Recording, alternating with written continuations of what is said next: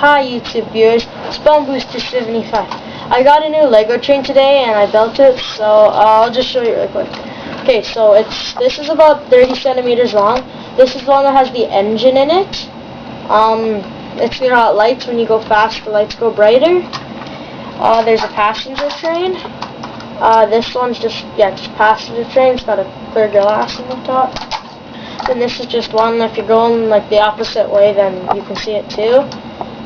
If you ever get it, it comes with tracks, and you gotta remember you have to put batteries in this bottom cartridge, and then there's a little on button right here, and the controller is always on.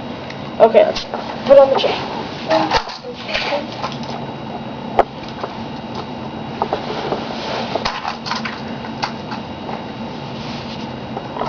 It's gotta be on perfect, or else it doesn't stay on. It won't work. Okay, let's turn the train on. And get out of the way.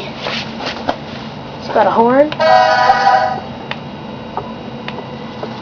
It's got 7 speeds, so